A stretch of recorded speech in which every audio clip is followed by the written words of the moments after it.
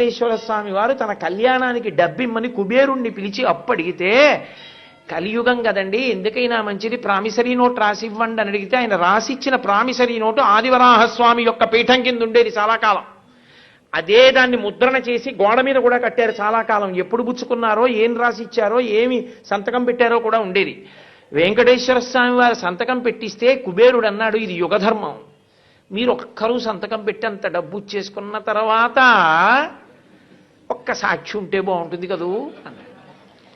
ఏమంటే ఎప్పుడూ అబద్ధం ఆడ్డగా మహానుభావుడు తనలో తను రమిస్తూ కూర్చుంటాడు. శివుడితో పెట్టిస్తాను, పెట్టించండి, పెట్టాడు. ఆయనది పెట్టించారు కానండి, తనలో తాను రమిస్తూ ఉంటాడు. చండీశ్వరుడి దగ్గరే చిటికెయ్యాలి. ఆయన దగ్గరికి వెళ్ళి అయ్యా మా బాకీ అంటే త్రిశూలం పట్టుకుంటే కొంచెం ఎప్పుడు కళ్ళు తెరిచి చూసి ఆయన ఎవరినైనా చూడండి అంటే చతుర్ముఖ బ్రహ్మగారి సంతకం పెట్టించారు. ఇద్దరు మంచిదే, ముగ్గురు ఉంటే చూడండి అన్నారు. అంటే అప్పుడు మళ్ళీ అశ్వత్థ వృక్షం చేత పెట్టించారు. ముగ్గురు సంతకాలు పెడితే అప్పిచ్చాడు కుబేరుడు. అబ్బో, దాని మీద వెంకటాచల మహాత్యంలో తరిగొండ వెంగమాంబ గారు ఎంత గొప్ప వర్ణన చేసిందో.